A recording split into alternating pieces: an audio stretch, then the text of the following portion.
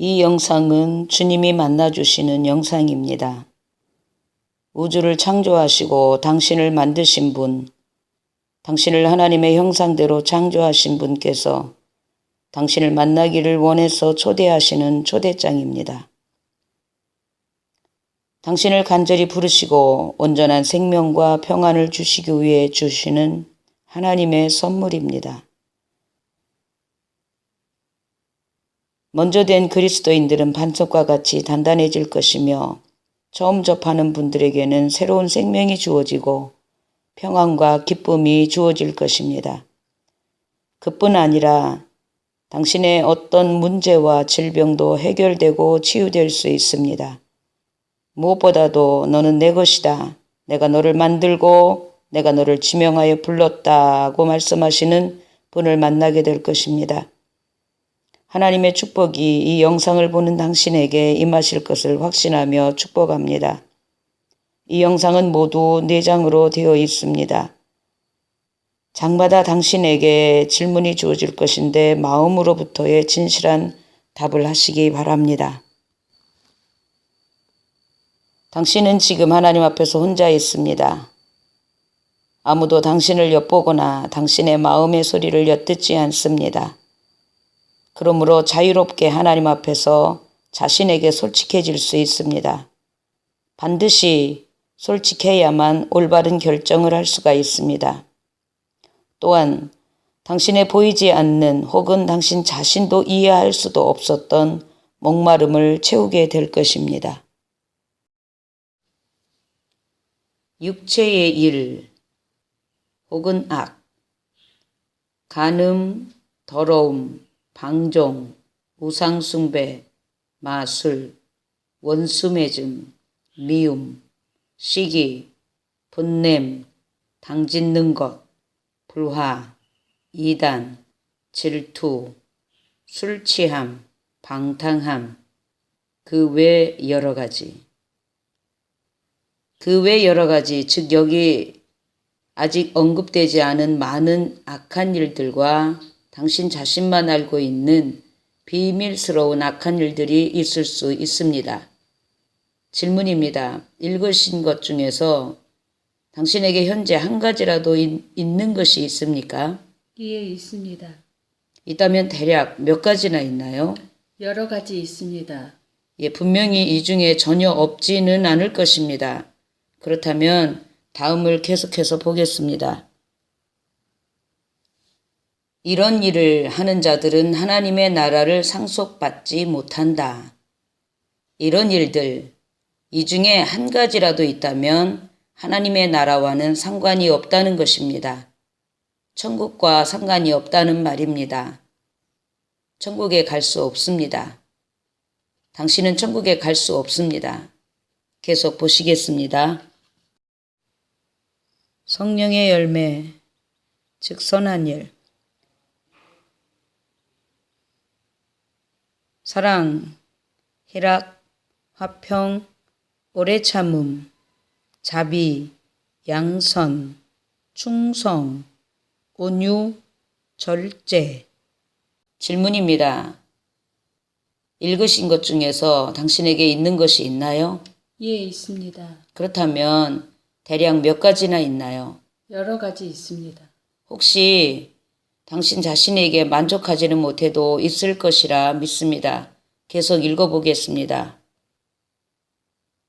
이 같은 것을 금지할 율법이 없다. 예, 자유롭다는 것입니다. 아무도 이런 일들을 막을 사람은 없습니다. 오히려 권장하고 본받기를 원하고 상을 주기도 합니다. 바로 이런 사람들에게 하나님 나라, 즉 천국의 문이 열려 있습니다. 이렇게 자유로운 사람이 천국에 갈 수 있는 사람들입니다. 당신에게도 희망은 좀 있지요? 지금까지 당신은 당신의 삶의 선과 악의 양면성을 확인하여 보았습니다. 이번에는 2가지를 한꺼번에 볼 수 있도록 했습니다. 질문입니다. 이 2가지 중에 악과 선 중에서 당신은 어느 쪽이 더 많은 것 같습니까? 악이 맞는 것 같습니다. 악이 많다면 두 가지를 100%로 봤을 때 대략 몇 퍼센트 정도 될까요? 80%요. 예, 악이 80%라면 선은 20%. 어쩌면 그 반대일 수도 있고 어떤 사람들은 아마 반반일 수도 있겠습니다. 아무튼 당신에게는 이 두 가지가 다 있다는 것을 확인했습니다. 다음은 선과 악을 섞어봤습니다. 좀 더 확실하고 자세하게 관찰하기 위해서 선과 악을 몇 가지씩 함께 섞어봤습니다. 선적을 보겠습니다. 다툼이 있군요. 네, 당신이 다툴 때 절제가 있었나요? 당신이 다툴 때 당신은 온유한 마음이 있었나요? 당신이 다툴 때 친절했나요? 당신이 다툴 때 오래 참음이 있었나요? 당신이 다툴 때 기쁨과 사랑은 있었나요? 아니죠? 아닐 겁니다. 숨어있던 어떤 것이 어느 순간 기회의 틈을 타고 나오는 것뿐입니다. 우리는 나름 마음에 나는 그래도 좀 괜찮은 사람이야 라는 생각을 하고 삽니다.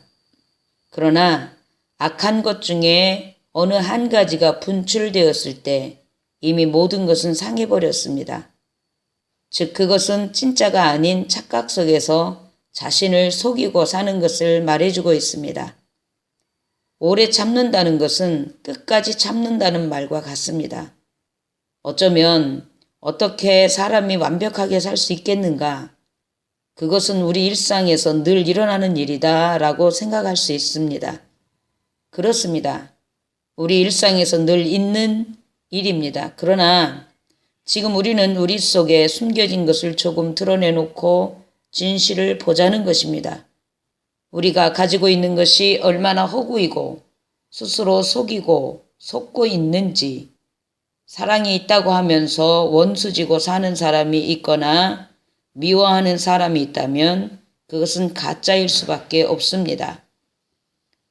선과 악이 어느 쪽이 많은가가 아니라 선 중에서 그 어느 것 한 가지도 온전한 것이 없다는 것을 증명하고 있는 것입니다. 이것도 저것도 아닌 모습입니다. 그러면 이런 일들이 왜 일어나는 것일까요? 육체가 원하는 것은 성령을 거스리고 성령이 원하는 것은 육체를 거스른다. 이 둘이 서로 대적하여 너희가 바라는 것들을 이루지 못하게 한다. 그렇습니다. 왜냐하면 우리 안에 선과 악이 같이 있다는 것입니다.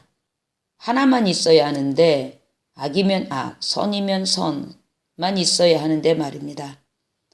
다시 말하면 주인이 둘 있다는 말과 같습니다. 만약에 내가 착한 일을 하고 싶으면 이 악한 일이 가만히 못 있어요. 나는 선한 일을 잘 이루고 싶은데 악한 것이 가만히 못 있어서 계속해서 방해를 받아 결국은 만족할 만한 선을 이룰 수가 없습니다. 어떤 때는 내가 악한 일을 하고 싶은 유혹을 받을 때도 있지요. 이때 내 안에 선한 것이 마음을 불편하게 합니다. 그래서 우리는 적당히 사는 것을 선택합니다.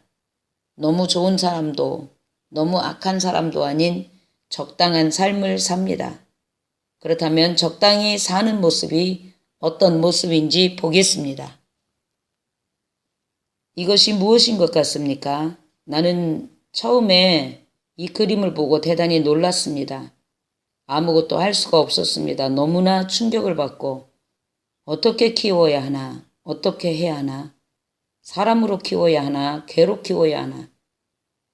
어떤 이들은 있을 수 없다고 합니다. 종이 달라서 이론적으로 있을 수 없다고 합니다. 기사를 읽어보니 태어난 지 약 2시간여 만에 죽었다고 합니다. 죽었다는 기사를 읽고 얼마나 안도를 했는지 모릅니다.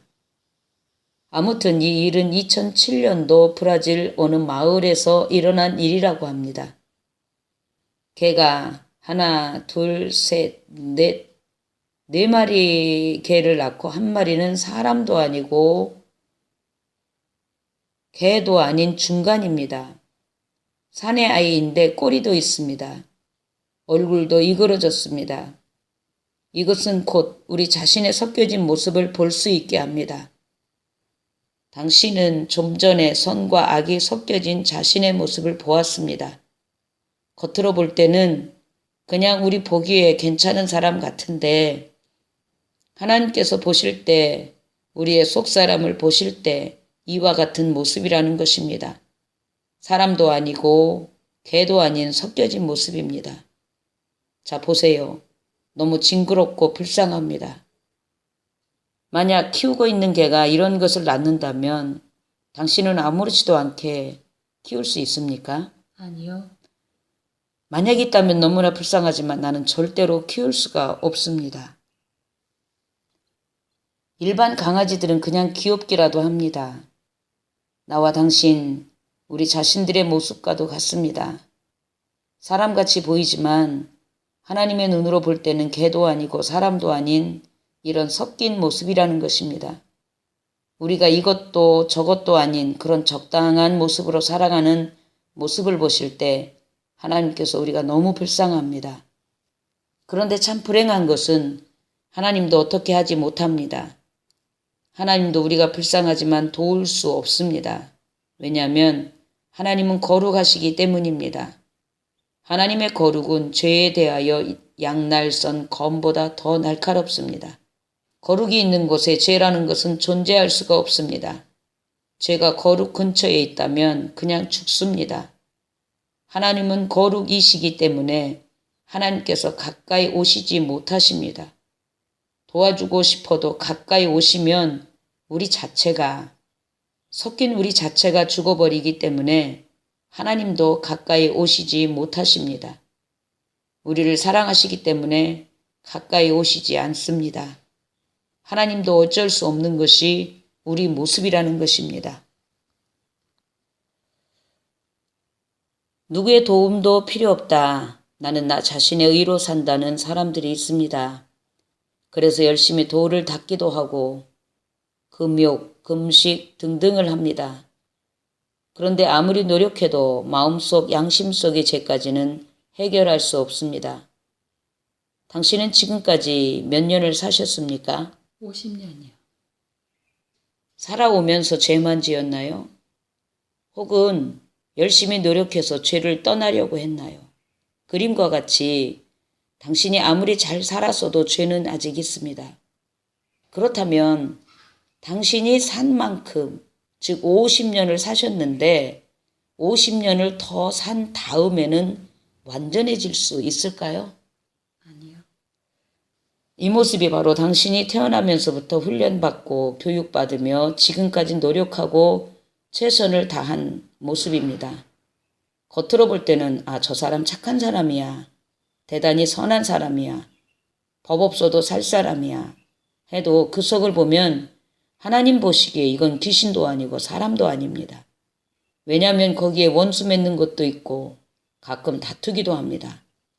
그러다 보면 사랑, 기쁨 이런 것들이 다 망가져 버립니다. 그러니까 노력해봐야 도로아미 타불이라고 할까요? 그렇게 됩니다. 예를 하나 든다면 물컵에 아주 깨끗하고 맑은 물이 있습니다. 그런데 거기에 오물을 딱 한 방울 떨어뜨렸습니다. 당신은 아직 깨끗하니까, 아직 90%가 깨끗하니 마신다고 할 수 있습니까? 아니요. 딱 한 방울 떨어졌지만 이미 그것은 오물입니다. 다시 말하면 자기 자신도 자신을 도울 수 없다는 것입니다. 하나님도 어떻게 못하시고 결국 마지막으로 갈 수 있는 것은 딱 한 군데. 어디지요? 지옥입니다. 가고 싶지 않아도 어쩔 수 없는 것입니다. 가기 싫어도 가야 하는 곳. 이 세상에서 돈이 많았고 어떤 권세를 누렸건 상관없습니다. 그냥 적당하게 살다 보면 자동적으로 가게 되는 곳입니다. 섞인 모습은 하나님 곁에 가까이 갈 수 없습니다. 가까이 가면 죽으니까 가까이 가려고 하는 순간에 지옥으로 떨어져 버립니다. 하나님의 거룩은 그 어떤 날카로운 검과도 비교가 안 되는 것입니다.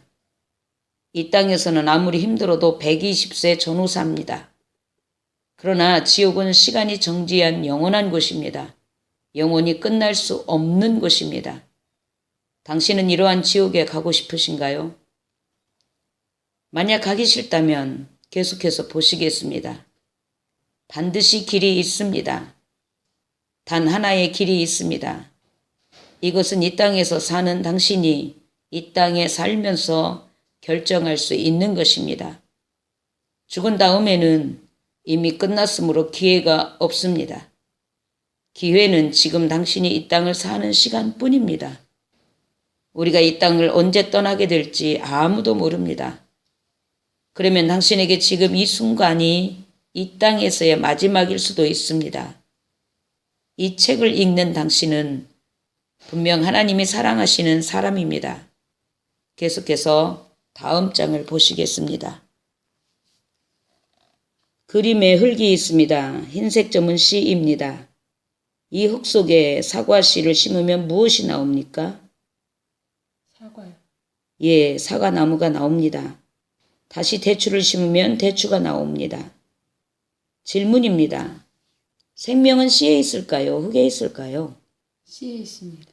예, 씨에 있습니다. 어떤 땅, 어느 나라 땅이라도 심은 대로 싹을 내게 되어 있습니다. 이것은 모든 생명이 씨에 있다는 의미입니다.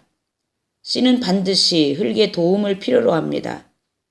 흙 속에 심었다고 해도 저절로 자라는 것은 아니지요. 그림에서 보시는 것처럼 물도 필요하고 공기도 필요하고 햇빛도 필요합니다. 그래야 싹이 온전히 나고 잘 성장해서 때가 되었을 때에 그에 상응하는 열매를 맺습니다. 마찬가지로 가족을 비유로 든다면 부부인 남편과 아내 중 아내는 흙으로 비유합니다. 씨는 남편에게 있습니다. 남녀가 결혼해서 임신하면 남편의 씨를 임신한 것입니다. 이 아이는 분명히 남편의 100% 씨입니다. 또한 약 10개월 동안 여자의 뱃속에서 아이를 임신합니다. 그러므로 이 아이는 엄마의 100% 아이이기도 합니다. 태어난 아기는 한 사람이지만 아빠의 100% 자식인 동시에 엄마의 100% 자식이기도 합니다. 만약 부부가 싸웠어도 이 아이로 인해 화해할 때가 많습니다. 자존심이 좀 상해도 중간에 아이를 두고 핑계를 하면서 서로 자기 아이라고 주장하다가 아이로 인해 다시 부부가 하나 되는 일을 자주 봅니다. 아이 안에 아빠가 있고 엄마가 있기 때문이지요. 이것을 잘 기억해 주세요. 마리아라는 여자가 있습니다. 마리아는 처녀입니다. 남자를 전혀 알지 못하는 아주 순전한 아가씨입니다. 어느 날 하나님께서 천사를 보내셔서 하나님의 말씀을 마리아에게 전달하라고 명령하셨습니다. 하나님의 말씀을 가지고 마리아를 찾아온 천사가 말합니다. 하나님께 사랑받는 마리아야, 하나님께서 네가 임신하여 아들을 낳을 것이라 하셨다. 내가 이제 아들을 낳을 것이다. 내가 임신하여 아들을 낳을 것이다. 마리아는 너무 놀라 반문합니다. 주님, 제가 남자를 알지 못하는데 어떻게 임신하여 아들을 낳습니까? 천사가 말합니다. 그것이 아니다. 남자를 통하여서가 아니라 이것은 하나님의 말씀이다. 네가 하나님의 말씀을 받겠느냐? 마리아는 참으로 순수하고 순전한 사람입니다. 그는 하나님의 뜻이 이루어지길 바랐습니다. 그래서 말합니다. 하나님은 나의 주인이십니다. 하나님의 뜻을 저를 통하여 이루소서 하며 하나님의 말씀을 받습니다. 좀 전에 여자를 땅으로 비유했습니다. 지금 하나님의 말씀을 씨로 비유합니다. 마리아가 하나님의 말씀을 받는 순간에 임신이 된 것입니다. 성령께서 그에게 임하시고 마리아는 임신했습니다. 질문입니다. 당신은 영이 있습니까? 예, 있습니다. 분명히 당신은 영이 있습니다. 그렇다면 당신의 영이 어떤 모습인지 어떻게 생겼는지 저에게 보여주실 수 있습니까? 보여줄 수 없습니다. 예, 보여줄 수 없습니다. 당신은 당신의 영을 설명할 수도 없고 볼 수도 없고 보여줄 수도 없지만 당신 속에 영이 있다는 것을 압니다. 그렇지요? 마찬가지로 하나님도 영이 있습니다. 우리는 그분을 성령님이라고 부릅니다. 마리아가 하나님의 말씀으로 임신한 것은 성령님으로 된 것입니다. 성령님께서 그에게 임하셔서 아이를 보호하고 어떤 악도 침범하지 못하도록 거룩하게 하셨습니다. 제가 하나님의 임재를 경험해 보니까 어떤 때는 바람처럼 임하십니다. 어떤 때는 물처럼 빛처럼 느껴질 때도 있습니다. 또 하나님의 영은 불로 혹은 빛으로 임하십니다. 아주 캄캄한 밤일지라도 빛으로 임하실 때는 대단히 환합니다. 세상 빛은 우리가 보는 그 범위만 보이는데 성령님의 빛이 비칠 때는 그 사람 자체의 전체가 다 보입니다. 이런 경험을 통해서 이해하게 된 것은 마리아가 임신했을 때 성령님께서 그 역할을 하셨다는 것입니다. 바람의 역할, 물의 역할, 태양의 역할. 그래서 마리아의 뱃속에서 하나님의 말씀이 잘 자라게 되었습니다. 임신되고 280일, 즉 약 10개월이 되고 천사가 말해준 대로 마리아는 아들을 낳았습니다. 우리는 그를 예수라고 부릅니다. 말씀이 육신이 되었다고 성경은 기록하고 있습니다. 즉 하나님의 말씀이 세상에 사람으로 오신 것입니다. 가정의 비유로 설명했듯이 예수는 하나님의 씨입니다. 그래서 예수는 하나님의 100% 아들입니다. 동시에 마리아는 사람입니다. 사람이 하나님의 씨를 임신하여 낳았습니다. 그러므로 예수님은 100% 사람의 아들이기도 합니다. 우리는 예수는 완전한 하나님이시고 또 완전한 사람이시다 말합니다. 그러면 하나님이신 예수님께서 왜 이 땅에 사람으로 오셨을까요? 하나님이신 예수님께서 왜 굳이 이 땅에 사람으로 오셨을까 하는 것입니다. 예수님이 이 땅에 오셔서 일을 시작하실 때 특별한 일들이 많이 일어났습니다.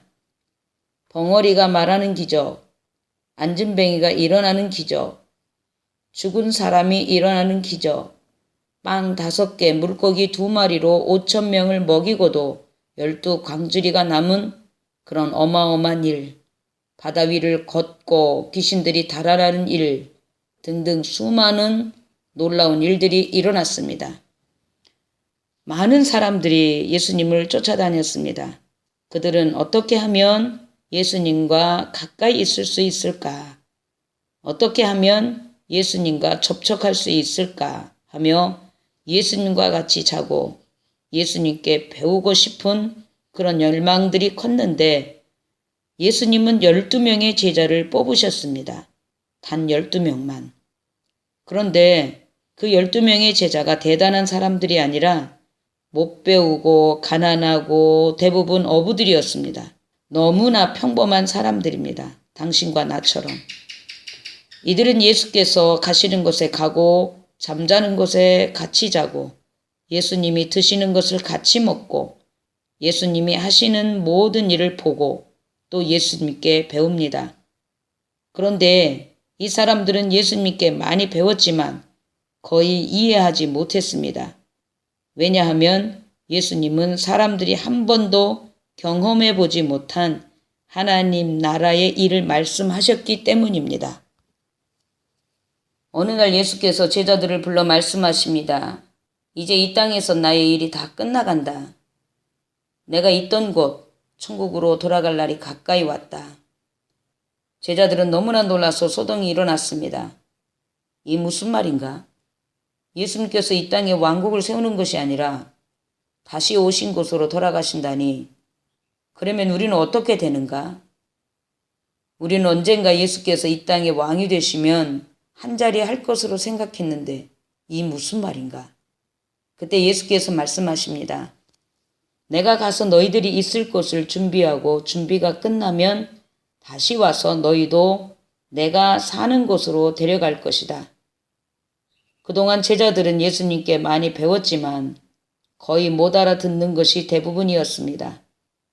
그런데 그 중에 이 12명 중에 요한과 야고보라는 형제가 있었습니다. 동생이 형한테 형아, 우리가 지금까지 배운 것을 종합해보면 예수님이 하나님 나라에서 천국에서 왕이시라는 말이지. 그렇지. 그리고 우리도 그 하나님 나라에 데려가신다고 하시잖아? 그렇지. 그런데 예수님이 먼저 가시겠다는 말씀 아닌가? 그렇지. 그러면 예수님께서 가시기 전에 다른 제자들보다 먼저 우리가 무엇인가 예수님께 구해야 하지 않을까? 그래, 맞아. 그래서 두 형제가 예수님께 은밀히 찾아가 말씀드립니다. 주님께 우리 형제가 특별히 구할 일이 있습니다. 무엇을 원하느냐? 예수님, 당신의 나라에 이르시면 우리 형제 중 한 사람은 주님의 오른편에, 한 사람은 주님의 왼편에 앉게 해주십시오. 이들은 권세를 구하고 있었던 것입니다. 하나님 나라에서 한 사람은 우의정이 되고 한 사람은 좌의정이 되게 해달라는 것입니다. 성경의 다른 제자들이 화가 났다고 했습니다. 왜냐하면 자기들도 그것을 구하고 싶었는데 두 형제가 먼저 구했기 때문입니다. 예수께서 물으십니다. 너희가 구하는 것이 무엇을 구하는지 이해는 하고 있느냐? 그렇다면 내가 마실 잔이 있다. 너희도 나와 함께 이 잔을 마실 수 있겠느냐? 두 제자는 생각했습니다. 그동안 예수님과 동고동락하면서 예수님께서 하시는 모든 것을 따라했고 예수님께서 드시는 것을 함께 먹고 마시는 것을 함께 마셨습니다. 그래서 주님 마실 수 있습니다 라고 대답했습니다. 예수님께는 나쁜 것이 하나도 없다는 것을 그들은 알고 있었습니다. 지금 이 시간에 예수님께서 당신에게도 물으십니다. 나의 사랑하는 자야, 이제 내가 마실 잔이 있다. 내가 나와 함께 이 잔을 마실 수 있겠느냐? 좀 전에 두 형제는 천국에 가고 싶을 뿐만 아니라 천국에서 한 자리도 하고 싶었습니다. 그래서 기꺼이 마신다고 대답했습니다. 당신도 천국 가고 싶지요? 그렇죠? 천국과 지옥이 있다면 누가 지옥 가고 싶겠어요? 천국 가고 싶지요. 그런데 지금 이 시간에 예수님께서 당신에게 그렇게 물으십니다. 사랑하는 자야, 내가 이 잔을 마실 것인데 너도 이 잔을 나와 함께 마실 수 있겠느냐 물어보십니다. 어떻게 하시겠습니까? 마시겠습니까? 예, 마시겠습니다. 그런데 문제는 이 잔에 무엇이 들었는지 모릅니다. 예수께서 마신다면 나도 기꺼이 마십니다. 자, 그렇다면 이 잔에 무엇이 들었는지 보겠습니다. 무엇이 들었나요? 죄요. 예, 죄가 있습니다. 죄가 언제부터 죄이냐 하면 창세부터 종말까지, 처음부터 끝까지 모든 인류의 죄가 여기 담겨 있습니다. 마시겠습니까? 안 마십니다. 그렇습니다. 무엇이 들었는지 모를 때 예수께서 마신다면 기꺼이 마시겠다고 대답할 수 있지만 죄인지 안다면 아무도 마신다고 말하지 않을 것입니다. 당신의 처음은 어머니 뱃속에 잉태된 그 순간부터입니다. 왜냐하면 인간은 죄인이거든요. 고양이는 고양이를 임신하고 소는 소를 임신하고 돼지는 돼지를 임신합니다. 그렇다면 죄인이 임신하면 무엇을 임신하죠? 죄인. 그래요, 죄인입니다. 혹시 당신의 부모님이 죄인이 아닌 상태에서 당신을 임신했다고 믿는 것은 아니겠지요. 사람은 죄로 태어나 죄로 살다 죄로 죽습니다. 당신의 시작과 끝은 엄마 뱃속에 잉태된 그 순간부터 이 땅을 떠나기까지의 그 마지막 순간까지를 말합니다. 이제 예수께서 죄에 대하여 두 가지 길을 제시합니다. 첫째, 사랑하는 자야, 너의 죄를 그대로 가지고 있다가 마지막 지옥으로 가는 길이 있다. 둘째, 아니면 너의 모든 죄, 시작부터 마지막 순간까지의 모든 죄를 이 잔 속에 털어넣는 방법이 있다. 내 안에 아무 죄도 남기지 않고 이 잔 속에 넣는다면 내가 그것을 영원히 해결해 줄 것이다. 그리고 천국, 즉 하나님의 나라를 너에게 선물로 줄 수 있다라고 하십니다. 당신은 지금까지 노력하며 살아왔지만 여전히 죄가 있다는 것을 확인했습니다. 어떻게 하시겠습니까? 죄를 가지고 있다가 영원한 지옥으로 가시겠습니까? 아니면 이 잔 속에 모두 털어넣겠습니까? 해결할 수 있다면 담겠습니다. 그래요. 그러면 담아보세요.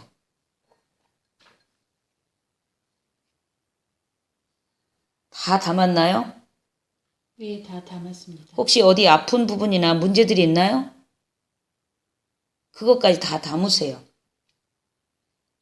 아무튼 아무것도 남기면 안 돼요.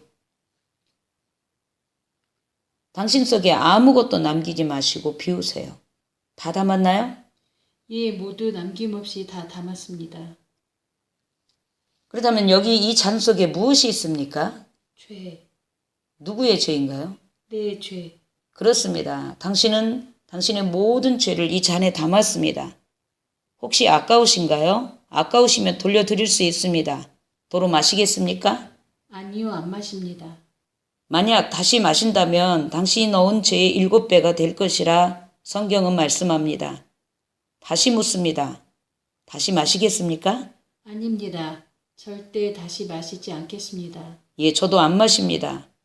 그럼 이 죄를 어떻게 할까요? 이대로 두면 다시 당신 속으로 들어갈 뿐 아니라 더 많은 죄와 함께 들어가 당신을 망쳐놓을 수가 있습니다. 이것이 예수께서 이 땅에 사람으로 오신 이유입니다. 하나님께서 당신을 가까이 하고 싶으시지만 죄 때문에 만나실 수 없으셔서 하나님의 말씀을 사람으로 보내셔서 하나님과 사람 사이에 중보를 하게 하셨습니다. 이 장에서 한 사람 안에 아버지와 어머니가 있다는 것을 기억하십시오.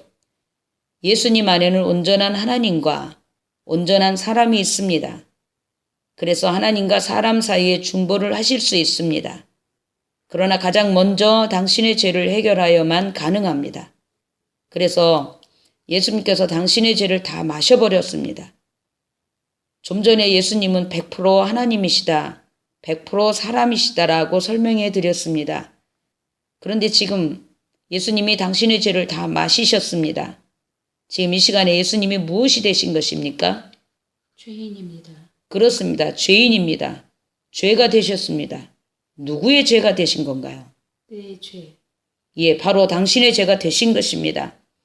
당신을 너무나 사랑하셔서 당신이 이 잔 속에 쏟아놓은 모든 죄를 주님이 마시셔서 예수님 안에 나오지 못하도록 가두어 놓으시고 당신을 대신해서 당신의 죄가 되셨습니다. 죄 없으신 분이 이 땅에 오셔서 당신의 죄가 되신 것은 당신을 너무나 사랑하셔서 당신을 대신해서 죄의 형벌을 받으시기 위해 이 땅에 사람으로 오신 것입니다. 오직 한 가지 이유, 그것은 당신을 사랑하시기 때문입니다. 성경에 죄의 삭은 사망이다. 죄에는 반드시 형벌이 있습니다. 그 형벌은 영원한 지옥에서 영원히 괴로움을 당하는 것입니다. 한 가지 묻습니다. 육체적으로 당하는 고통과 마음 혹은 정신적으로 당하는 고통 중에 어느 쪽이 더 괴로우신가요? 정신적 고통입니다. 지옥에서 당하는 고통은 영적인 고통입니다. 우리가 상상할 수도 없고 만나보지도 못한 고통입니다. 만약 당신의 죄를 예수님이 마신 잔에 담지 않았다면 당신은 영원히 당신의 죄값을 지옥에서 당해야 했을 것입니다. 그러나 이제 당신은 모든 죄를 그 잔에 다 담았고 예수께서 그 잔을 다 마시셨습니다. 예를 들어 당신이 도둑질했다면 도둑질 안 한 것처럼 감출 것입니다. 그렇지요? 우리는 감춥니다. 그래서 겉보기에는 저 사람은 절대로 도둑질할 사람이 아니야 라고 할 수 있습니다. 겉과 속이 다르기 때문입니다. 그러나 예수님은 진실입니다. 있는 그대로 나타납니다. 겉과 속이 같습니다. 당신한테 도둑이라는 죄가 있을 때는 나타나지 않았습니다. 그런데 좀 전에 당신의 모든 죄를 예수님께 드리는 순간, 그 순간 그대로 죄가 드러납니다. 당신이 예수님을 볼 때 뭐가 보이는 거죠? 죄가 보입니다. 그렇습니다. 죄가 보이는 것입니다. 그러니까 겉으로는 의식이 안 됩니다. 그런데 까닭없이 밉습니다. 죽이고 싶을 만큼 미운 것입니다. 이것은 내 겉사람이 알 수 없는 자신의 숨은 죄를 보고 있기 때문입니다. 예수님께서 당신의 죄가 되셨기 때문에 지금 당신에게 보이는 것은 그냥 죄만 보이는 것입니다. 내가 가지고 있을 때는 몰랐는데 남이 가지고 있으니까 보이는 것입니다. 예수님은 많은 채찍을 맞으셨습니다. 성경에 사람이라고 말할 수 없을 만큼 상하셨다고 말씀합니다. 보통 사람이 이렇게 맞으면 죽습니다. 그러나 예수님은 이 땅에 죄를 담당하러 오셨기 때문에 그렇게 쉽게 죽을 수 없었습니다. 왜냐하면 하나님께서 쉽게 죽는 것을 허락하지 않으셨습니다. 죄값을 다 담당하실 때까지. 그리고 마지막에 십자가에서 못 박혀 죽으셨습니다. 당신의 죄로 인하여. 단 한 가지 이유, 그것은 당신을 너무나 사랑하시기 때문입니다. 따라 읽으세요. 내가 그리스도와 함께 십자가에 못 박혔나니. 내가 그리스도와 함께 십자가에 못 박혔나니. 다시요. 내가 그리스도와 함께 십자가에 못 박혔나니. 내가 그리스도와 함께 십자가에 못 박혔나니. 누가요? 내가요. 내가 누구와 못 박혔다고요? 그리스도와 함께. 좀 전에 당신의 모든 죄를 잔에다 담아서 예수님이 마시셨습니다. 예수님이 십자가에 당신 때문에 죽은 것은 당신의 죄 때문에, 그러니까 당신이 함께 죽은 것입니다. 여기서부터는 이해를 돕기 위해 각색하여 설명한 것입니다. 성경에는 예수님께서 음부에 가셨다고 합니다. 예수께서는 십자가에 죽으시고 지옥으로 가셨습니다. 지옥에 가니까 사탄이 너무 좋아요. 야, 네가 하나님의 아들이라고 하며 확 잡아당깁니다. 너무 좋아서 불 속에다 집어넣으려고. 그러나 잡히는 것은 죄뿐입니다. 내 죄가 있고 당신의 죄가 있을 뿐. 그는 화가 나서 죄를 불에다 확 던져버립니다. 아무리 잡아당겨도 잡히는 것은 죄뿐입니다. 던져버리고 또 던져버리고 계속해서 지치도록 했습니다. 마지막에 보니 예수님만 남으셨습니다. 예수님 자체는 죄가 없으십니다. 거룩하신 분이십니다. 1장에서 거룩함을 설명했었습니다. 거룩은 양, 날, 선, 검보다 더 날카롭습니다. 그래서 죄가 어떻게 접근을 못합니다. 죄를 다 뜯어내고 이제는 거룩하신 예수님만 남았기 때문에 지옥이 감당이 안 됩니다. 지옥이 예수님을 가둬둘 수 있는 자격을 잃었고 사탄도 감히 접근할 수도 없습니다. 예수님은 나와 당신을 대신해서 자유로운 몸이 되셨고 부활하셨습니다. 예수님은 부활하셨습니다. 누구의 죄를 다 해결하고 부활하신 것인가요? 나의 죄. 예수님께서 당신의 죄를 다 해결하시고 부활하셨습니다. 그리고 예수님은 당신을 제일 먼저 기억하시고 당신을 찾아오셨습니다. 부활하시고 나서 제일 먼저 당신을 찾아오셨습니다. 그리고 당신의 마음 문을 두드리십니다. 예수님은 당신의 인격을 존중하시기 때문에 당신을 너무나 아끼고 사랑하시기 때문에 억지로 하지 않으십니다. 예수님이 말씀하십니다. 사랑하는 자야, 내가 네 죄를 다 해결하고 왔다. 모든 죄를 지옥 불 속에 던지고 왔다. 그리고 아주 거룩한 생명을 내게 주려고 왔다. 나에게 문을 열어주겠느냐? 예수님께 문을 여시겠습니까? 이에 문을 열겠습니다. 그렇다면 한번 따라해 보세요. 양팔을 쭉 벌려보세요. 양팔을 쭉 벌리고 따라하세요. 예수님, 예수님, 제가 예수님께 마음 문을 엽니다. 제가 예수님께 마음 문을 엽니다. 예수님을 영접하기를 원합니다. 예수님을 영접하기를 원합니다. 제 마음에 들어오소서. 제 마음에 들어오소서. 이제 예수님이 말씀하십니다. 내가 주는 잔을 이제 너도 마실 수 있다. 전에는 마실 수 없었습니다.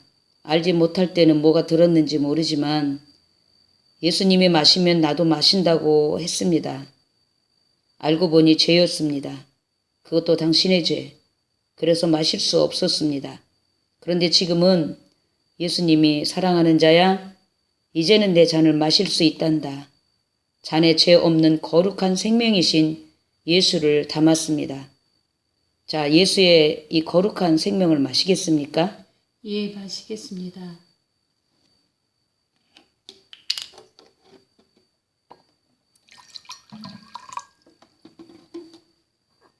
자, 마시세요.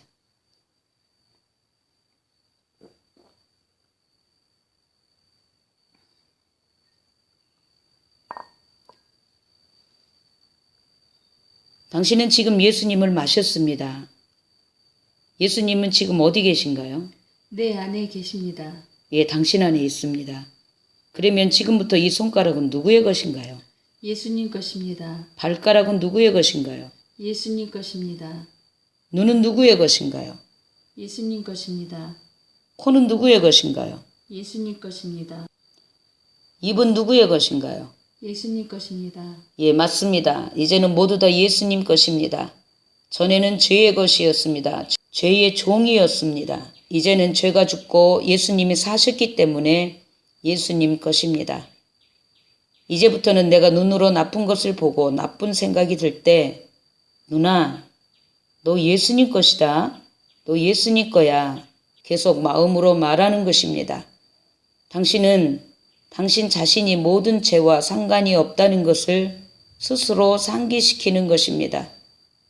우리의 육은 옛생활에 젖어 있어서 실수할 때가 너무나 많습니다. 최근에 나는 어려서부터 쓰던 안경을 벗었습니다.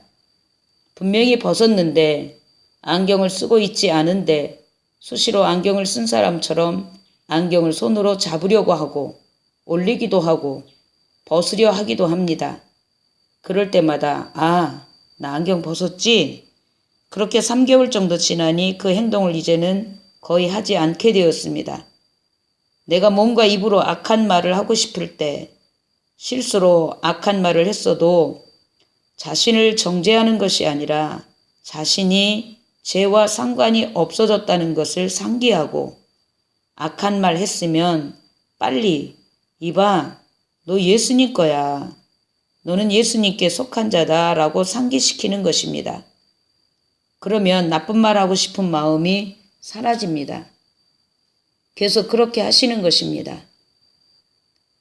내가 이 발로 어디 좋지 않은 곳에 가고 싶을 때도 그럴 때 다리야, 너 예수님 거야 하며 가고 싶을 때 잠깐 멈추세요. 그리고 한 30분만 아니면 한 10번만 해보세요. 다리야, 너 예수님 거야. 너는 예수님께 속한 자다 라고 말하고 생각하다 보면 어느새 좋지 않은 곳에 가고 싶은 생각이 없어집니다. 이것이 복음입니다. 이렇게 할 수 있는 자격이 주어진 것이 당신에게 주는 좋은 소식입니다. 예수님 것이라 주장할 수 있는 자격과 은혜가 당신에게 주어졌습니다. 이것은 하나님께서 당신에게 주는 엄청난 은혜입니다. 예수님의 생명 자체가 당신 생명이 되었습니다. 당신의 생명이 예수님의 것이니까 당신은 누구를 바라봐야 하는가요? 오직 예수님만 바라보는 것입니다. 당신의 생명은 예수님의 것이어서 이제부터는 예수님의 눈도 예수님의 마음도 당신에게 있습니다. 당신 안에 속사람을 바라보세요. 거기에 영으로 예수님께서 당신을 살펴주시고 계십니다. 당신은 어떤 일이 있어도 조금 실수할 수 있을 때라도 혹은 잘못했을지라도 즉시 나는 예수님께 속한 자다. 그렇게 계속해서 자신에게 자신의 바뀐 정체성을 확인시켜 주는 것입니다. 그러면 당신의 마음이 정말 맑아지고 성숙해지는 것을 느낄 수 있을 것입니다. 따라 읽으세요. 내가 그리스도와 함께 내가 그리스도와 함께 십자가에 못 박혔으니 십자가에 못 박혔으니 이제는 이제는 내가 사는 것이 아니라 내가 사는 것이 아니라 그리스도께서 그리스도께서 내 안에 사시는 것이다. 내 안에 사시는 것이다. 다시 한번 합니다. 내가 그리스도와 함께 내가 그리스도와 함께 십자가에 못 박혔으니 십자가에 못 박혔으니 이제는 이제는 내가 사는 것이 아니라 내가 사는 것이 아니라 그리스도께서 내 안에 사시는 것이다. 그리스도께서 내 안에 사시는 것이다. 이제는 내가 사는 것이 아니라 누가 산다고요? 그리스도께서 내 안에 사시는 것입니다. 당신의 속사람은 완전히 새로운 존재입니다. 당신 안에 새로운 주인이 천지를 창조하시고 당신을 만드신 하나님께서 살고 계시다는 것을 늘 상기하시기 바랍니다. 예수께서 모든 이들을 대신하여 죽으신 것은 산자들이 더는 자기 자신을 위하여 살지 않고 오직 자신들을 대신하여 죽으셨다가 다시 살아나신 분을 위하여 살게 하려는 것이다. 여기 산자들이라고 했습니다. 산자들은 전에 그 죄악을 가지고 있는 상태가 아닙니다. 왜냐하면 그렇게 살면 마지막은 지옥에 갈 수밖에 없습니다. 산자들이라는 것은 예수님께 모든 죄를 드리고 그리고 예수께서 죽으셨다가 부활하셔서 사신 그 생명을 받은 사람입니다. 당신은 예수님을 마셨습니다. 그 예수님을 마신 사람들을 산자라고 하는 것입니다. 그 산자들은 예수님의 것이 되었으니 예수님의 생명으로 산다는 의미입니다. 당신은 이제부터 하나님의 생명으로 사는 것입니다. 그런즉 누구든지 그리스도 안에 있으면 새로운 피조물이다. 이전 것은 지나갔으니 보라 새 것이 되었다. 우리는 겉으로 볼 때는 조금 전의 당신과 지금 현재 당신의 모습이 똑같습니다. 변한 것이 없습니다. 그러나 속사람은 바뀌었습니다.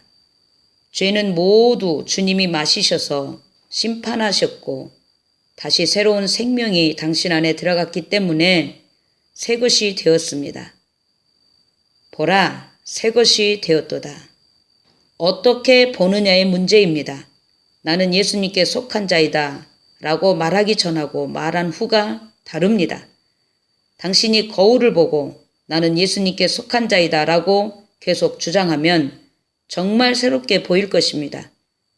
예쁘다고 생각하지 않았던 부분까지 예쁘게 온전하게 보입니다.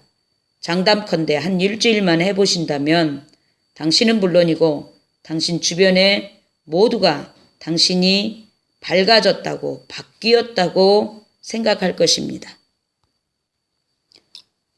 이제 당신은 예수께 속한 자가 되었습니다. 예수 그분께서 당신을 자신과 하나 되게 하셨습니다. 모든 것에서 당신은 예수님과 똑같습니다. 예수님과 연합한 자는 예수님과 한 영입니다. 예수께서 말씀하시는 것은 당신도 말할 수 있고 예수님께서 하시는 일은 당신도 할 수 있습니다. 다만 당신은 이제 막 태어난 아기처럼 연약할 뿐입니다. 진정으로 연약한 사람은 그저 모든 것을 돕는 분에게 의지합니다. 마치 아기가 부모에게 의지하고 부모가 모든 것을 다 알아서 해주는 것처럼 주께서 당신의 모든 것을 책임져 주십니다. 그저 당신이 할 일은 어린 아기가 엄마를 부르는 것처럼 예수님을 부르면 됩니다. 당신 안에서 당신을 돕는 분은 당신 안에 있는 예수님의 영, 곧 성령님이십니다. 이제부터는 당신이 영접한 주님과 함께 일어나 동행하는 길을 안내합니다. 당신에게 평안함이 있기를 축복합니다. 여기 아기가 있습니다. 갓 태어난 아기입니다. 이 아기가 할 수 있는 일이 있나요? 없습니다. 아기가 스스로 자기 일을 할 수 있나요? 없습니다. 스스로 할 수 있는 것이 아무것도 없습니다. 다만 우는 것뿐입니다. 아기가 태어남과 동시에 가장 먼저 옵니다. 어쩌면 자신이 세상에 나왔다고 말하고 싶은 것일 수도 있습니다. 그러나 말할 수 없습니다. 그저 우는 것입니다. 아기가 우는 것으로 인해 기쁨과 환희, 감동이 가족들에게 찾아옵니다. 아기가 울 때마다 가장 가까이서 돌보는 이들은 부모입니다. 무엇을 필요로 하는지, 배가 고픈지, 오줌을 쌌는지, 똥을 쌌는지, 아니면 어디가 아픈지 그저 울면 엄마가 알아서 다 해주고 처리해 줍니다. 지금 당신은 예수님의 사람으로 새로 태어났습니다. 당신을 가장 잘 알고 계시고 가장 잘 이해하고 계신 분은 당신 안에 영으로 오신 예수님이십니다. 우리는 그분을 성령님이라고 부릅니다. 이제는 예수님이 내 안에 사시는데, 즉 성령님께서 내 안에 사시는데 어떻게 해야 하느냐 생각하실 것입니다. 예수님만 바라보면 됩니다. 어떻게 바라보느냐? 좀 전에 말한 것처럼 나는 예수님께 속한 자이다 라고 자주 의식하는 것입니다. 어린아이가 그저 우는 것처럼 오직 예수님을 생각하며 예수님께 속한 자가 되었다는 것을 의식하며 예수님을 부르는 것입니다. 예를 들면 문제를 만났을 때 마음 깊은 곳으로부터 예수님을 부르는 것입니다. 한번 해보세요. 예수, 예수, 예수. 예수. 이렇게 계속해서 부르는 것입니다. 마음이 평안해질 때까지 그저 예수님을 부르면 됩니다. 마치 아기가 울음으로 엄마를 부르는 것처럼 말입니다. 10분이 지날 수도 있고 30분이 지날 수도 있습니다. 그러다 보면 어느새 마음이 평안해지고 만난 문제 위에 설 수 있게 되는 경험을 하게 될 것입니다. 또 간절히 예수님을 부르다 보면 알 수 없는 언어가 나올 수 있습니다. 우리는 이것을 성령님께서 인도하시는 방언이라고 부릅니다. 이럴 때 의심하거나 놀랄 필요는 없습니다. 당신은 간절히 예수님을 부르며 도움을 요청했고 우리 언어로는 표현할 수 없는 것을 성령께서 도우시는 것이라고 믿고 평안하게 맡기시면 됩니다. 그냥 편안하게 저절로 그 언어가 끝날 때까지 자연스럽게 유지하시면 되는 것입니다. 이 언어를 통해서 우리 속에 우리 자신도 알지 못하는 일들이 하나님께 올려지고 해결되는 것을 경험하게 될 것입니다. 이 언어는 아무도 알아들을 수가 없습니다. 그래서 다른 사람들을 의식할 필요가 없습니다. 그저 당신의 속사람이 하나님께 말씀드리고 있다고 생각하시면 됩니다. 그러다 보면 나중에 자신이 무엇을 말했는지도 알 수도 있습니다. 중요한 것은 당신의 모든 문제가 하나님께 올려졌다는 것입니다.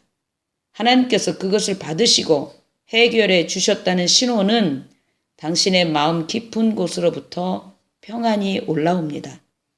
어떤 상황이어도 평안을 누릴 수 있게 됩니다. 마치 아기가 엄마의 품속에서 평안하게 잠든 것 같은 그런 평안입니다. 이것이 예수님을 바라보는 방법입니다. 이제 조금 잘합니다. 조금 잘하면 스스로 하려고 합니다. 스스로 하다 보면 실수가 많습니다. 한 걸음 걷고 넘어지고 또 일어나 걷습니다.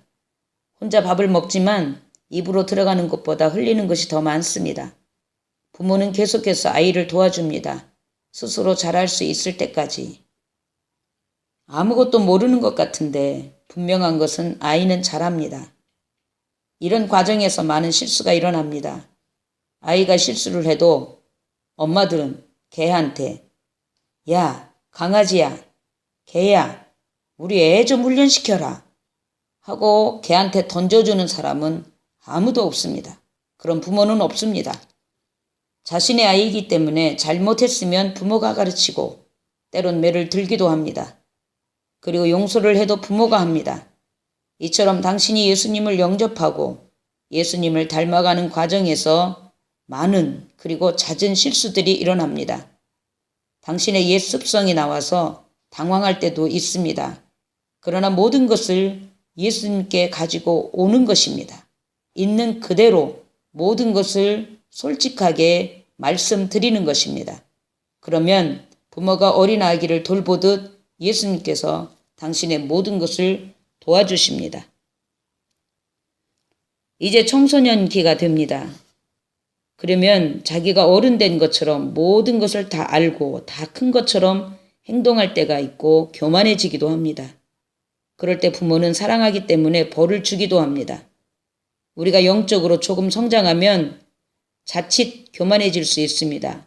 마치 자신만이 영적인 경험을 한 것처럼 생각하고 행동할 때가 많이 있습니다. 이럴 때 하나님께서 환경을 통해서 매를 들 수도 있습니다. 어려운 문제들 아니면 약간의 건강의 문제가 생길 수도 있습니다.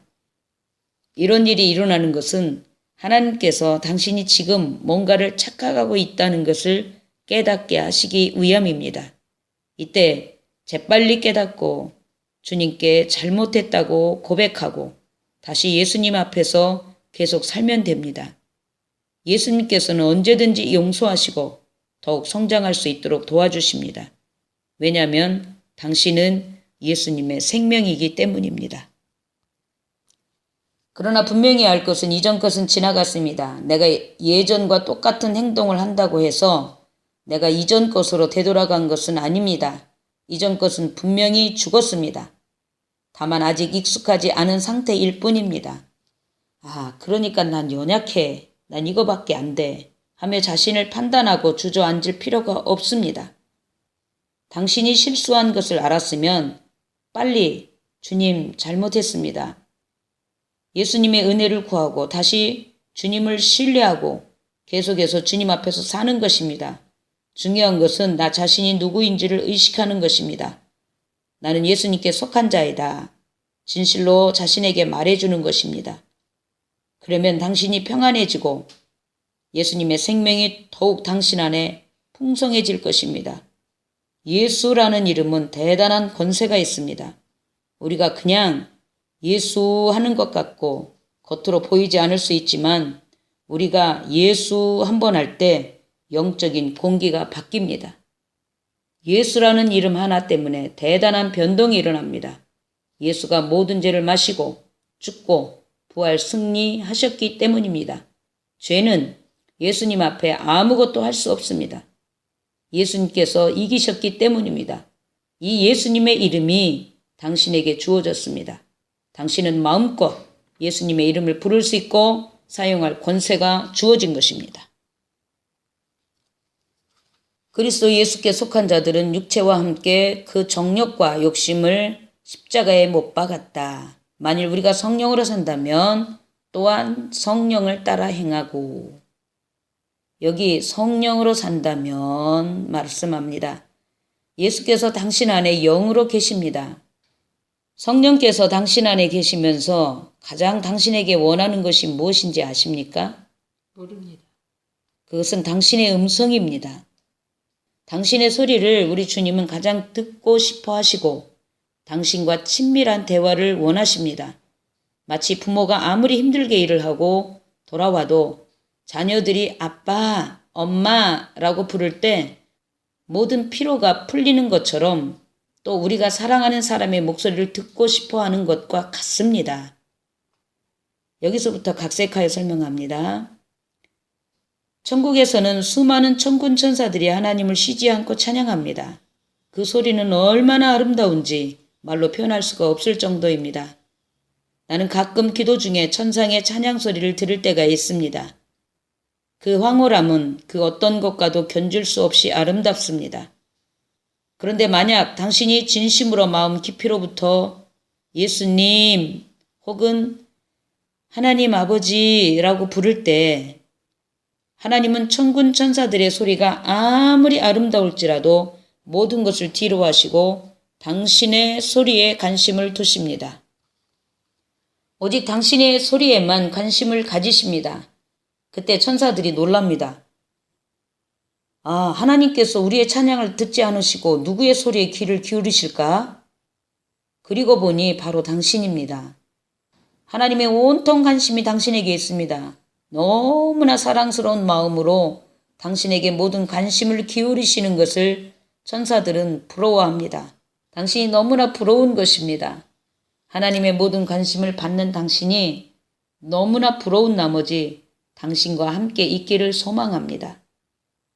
그때 만약 하나님께서 누구누구 천사야, 빨리 가서 우리 아들, 우리 딸에게 가거라 라고 명령하신다면 아마도 그 천사는 너무나 영광스럽게 생각하고 재빨리 당신을 돕기 위해, 당신의 시중을 들기 위해 기뻐하며 당신에게 올 것입니다. 그는 당신의 모든 눈물, 모든 목소리 하나도 놓치지 않고 소중하게 받아 하나님께 나를 것입니다. 왜냐하면 당신은 하나님께 너무나 소중한 사람이기 때문입니다. 당신 안에 계신 성령님은 당신이 예수님처럼 자라도록 도울 것입니다. 오직 예수님의 생명으로 성장하도록 당신을 인도할 것입니다. 그래서 당신의 목소리를 목말라 하십니다. 그것이 어떤 말이든 상관이 없습니다.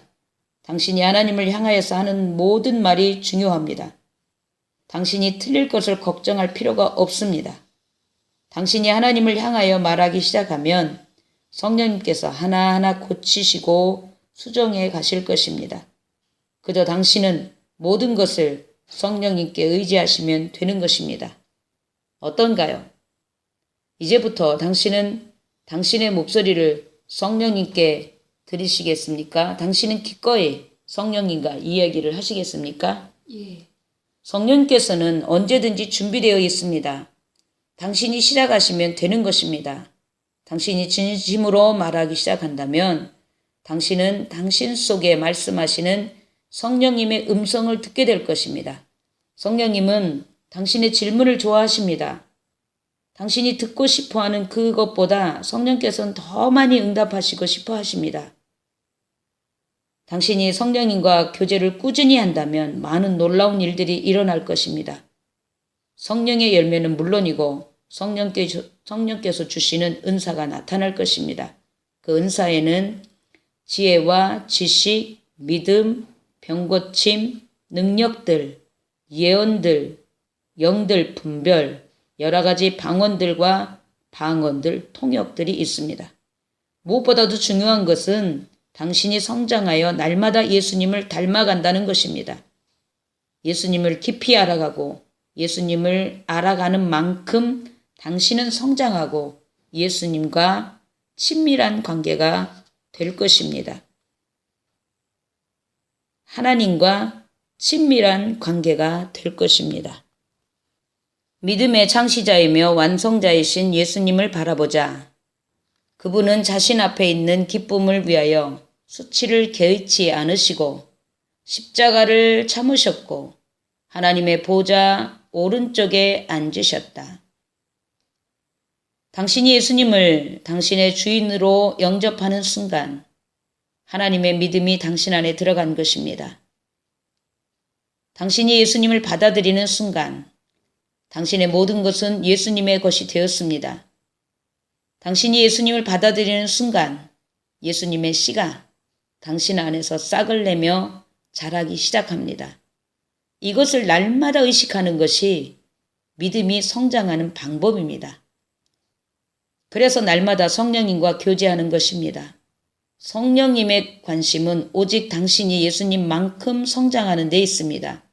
그래서 기꺼이 당신을 돕기를 원하십니다. 중요한 것은 당신은 반드시 교회를 찾아가야 한다는 것입니다. 당신은 예수님과 하나 되었습니다. 그래서 예수님의 가족들이 모이는 곳에 가서 하나님의 가족들을 만나 교제하는 것입니다. 그러면 당신은 교회를 통해서 더욱 확실한 성장을 할 수 있고 돌봄을 받을 수가 있습니다. 반드시 잊지 말고 기억해야 할 것은 당신의 모든 것은 예수님의 것이라는 점입니다. 그래서 예수님의 생명으로 성장해야 합니다. 그 성장의 방법 중 하나는 교회를 찾아가서 하나님의 대가족을 만나 도움을 받는 것입니다. 당신의 속사람, 당신 속에 있는 진짜 당신에게 귀를 기울이세요. 그러면 그곳에 성령께서 거하시는 곳인 것을 당신이 알게 되고 당신은 날마다 성장할 것입니다. 날마다 예수님을 바라보면 계속해서 나도 모르게 예수님처럼 됩니다. 아이들이 아빠를 좋아하면 아빠 하는 행동을 다 하려 합니다. 아빠를 따라서 하다 보면 아빠처럼 되는 것처럼 우리도 예수님을 계속해서 바라보면 예수님처럼 되는 것입니다. 예수님이 계신 곳에 당신이 있습니다. 당신은 예수님 안에, 예수님은 당신 안에 있습니다. 성경은 예수님께서 당신의 오른편에 계시다고 말합니다. 그렇다면 당신은 어디에 있을까요? 예, 당신도 하나님 오른편에 있는 것입니다. 이렇게 늘 의식하다 보면 당신은 몰라보게 예수님을 닮아갑니다. 이것이 주님을 바라보는 방법입니다. 우리는 그것을 기도라고도 합니다. 1시간 동안 예수님을 부르며 당신 자신이 예수님의 것인 것을 고백해 보세요. 당신도 모르게 예수님과 아주 친한 사이가 될 것입니다. 당신은 점차 예수님과 똑같아집니다. 서로 사랑하고 당신이 예수님과 늘 대화를 하다 보면 당신은 예수님과 참으로 가까운 사이가 되고 당신의 영은 날마다 성장합니다. 당신의 믿음은 날마다 성장합니다. 그리고 당신은 오직 예수님만 따라가는 믿음을 살게 될 것입니다. 당신은 예수님과 하나 되고 그래서 당신은 정말 특별한 사람이 될 것입니다. 어디를 가도 당신은 혼자가 아닌 것을 알게 될 것입니다. 당신은 절대 아무것도 두려워할 필요가 없습니다. 어떤 문제를 만나고 무서운 일을 만난다 해도 당신 안에 예수님을 바라보는 훈련을 한다면 아무것도 두려워하지 않을 것입니다. 아무도 이해할 수 없는 평안을 누릴 수 있게 될 것입니다. 사람에게는 보이는 겉사람과 보이지 않는 속사람이 있습니다. 보이는 겉사람은 이 땅의 흙으로 만들었습니다. 그러나 보이지 않는 속사람은 하나님의 형상으로 만들어졌습니다. 속사람이 얼마나 큰지는 알 수 없습니다. 하나님께서 계시는 곳이니 얼마나 크겠습니까? 그래서 볼 수 없습니다. 겉사람이 날마다 이 땅의 음식을 섭취하듯 하나님의 형상으로 만들어진 당신의 속사람은 날마다 하나님의 양식을 필요로 합니다. 그래서 당신은 성경을 날마다 읽어야 합니다. 뜻을 모를지라도 당신은 날마다 성경을 읽어야 합니다. 마치 아기들이 무엇으로 만들어졌는지 모르지만 엄마가 만들어준 음식을 먹다 보면 성장하여 후에 알게 되는 것처럼 말입니다. 예수께서는 왕이십니다. 그래서 당신도 왕입니다. 당신이 왕의 자녀입니다. 예수님께는 영광과 존귀와 평안함이 있습니다. 예수님의 모든 것은 또 당신의 모든 것입니다. 한 왕이 있습니다. 왕에게는 어린 자녀가 있습니다. 만약 어떤 사람이 아무리 높은 지위를 가지고 있고 왕과 가까운 사이일지라도 왕의 자녀만큼 가깝지는 못합니다. 혹 그가 아무리 버릇이 없어도 그에게 아무것도 할 수 없습니다. 그는 왕의 자녀라는 막강한 권세가 있기 때문입니다. 마찬가지로 당신은 예수님의 자녀입니다. 그래서 예수님의 막강한 권세는 곧바로 당신의 것입니다. 오직 예수님께서 당신 안에 계신 것과 그분께서 당신과 동행하신다는 것을 기억하십시오. 그리고 그 어떤 것보다 당신의 목소리를 항상 듣기를 원하시는 것도 잊지 마시기 바랍니다. 당신에게 바라는 것은 당신의 입에 언제나 예수님을 말하고 다니시라는 것입니다. 전심으로 예수님을 부른다면 그 소리가 입 밖으로 나오지 않는다 해도 영적인 세계에서는 온 우주를 울리는 소리가 될 것입니다. 당신의 입술에 언제나 예수가 있게 하시기를 바랍니다. 예수께서 다가와 그들에게 말씀하셨다. 하늘과 땅의 모든 권세를 내게 주셨으니 예수께서 부활하시고 이 땅에 40일을 계셨습니다. 부활하신 것을 모든 제자와 사랑하는 사람들에게 보이시고 천국으로 가시기 전 말씀하셨습니다. 하늘과 땅의 모든 권세를 하나님 아버지께서 내게 주셨다. 즉 하나님의 모든 것을 예수님께서 받으셨습니다. 그것은 하나님께서 예수님을 믿는 우리에게 주시려고 하신 것입니다. 하나님 아버지의 모든 것은 예수님의 것이고 예수님의 모든 것은 우리의 것이란 말씀입니다. 내가 아버지께 받았는데 나 또한 이 모든 것을 너희에게 준다 하신 것입니다. 그러므로 당신은 마음껏 예수님의 권세를 사용할 수 있습니다. 마치 왕의 자녀가 왕의 권세를 가지고 있는 것처럼 당신 또한 그렇다는 것입니다. 항상 당신 자신이 누구인지를 인식해야 합니다. 당신의 옛것은 모두 끝났으며 당신은 예수님께 속한 자입니다. 예수님의 권세와 예수님의 이름을 사용할 수 있는 권세를 받았습니다. 당신의 영 안에 예수님이 계십니다. 당신의 마음에 예수님이 계십니다. 당신의 육체에 예수님이 계십니다. 오직 예수님만 계시는 것입니다. 그래서 당신은 날마다 당신 자신이 예수님과 하나 된 것을 의식하고 상기하는 것입니다. 성령님은 언제나 당신과 동행하십니다. 그래서 매 순간 성령님을 환영해 드리는 것이 좋습니다. 성경을 읽기 전 성령님을 환영합니다. 성경 말씀을 통해서 제게 하실 말씀을 주세요. 하고 성경을 읽으십시오. 그러면 특별히 다가오는 말씀이 있고 감동될 때도 있고 기도했던 것을 응답받을 때도 있습니다. 성경 말씀을 읽으면서 감동된 말씀을 묵상하면서 기도하는 것입니다. 기도할 때도 마찬가지로 성령님을 환영합니다. 성령님, 말씀 안에서 기도하기를 원합니다. 성령님 인도하소서. 그리고 기도하는 것입니다. 그러면 당신의 기도를 성령님께서 주도해 가실 것입니다. 성령께 사로잡혀 하는 기도는 시간을 초월할 때가 많습니다. 아주 조그만 것 같은데 어느새 1시간을 넘기기도 하고 2시간을 넘기기도 하고 때론 밤을 새울 때도 있습니다. 그럴 때마다 당신 자신이 많이 성장하고 성숙해가는 것을 보게 될 것입니다.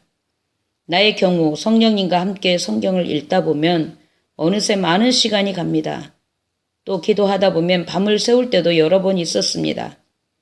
성령님께 감동되어서 하는 기도는 자세가 똑바로 잡히기도 하고 손이 움직이기도 하고 몸이 흔들릴 때도 있습니다. 너무나 가볍고 모든 무거운 짐들이 떠난 것 같은 경험을 할 때도 있습니다. 이렇게 꾸준히 성령님과 함께 한다면 우리 속에 있는 성령님의 은사들이 겉으로 나타날 것입니다. 성령께서 인도하시는 기도는 보이지 않는 불이 임하기도 합니다.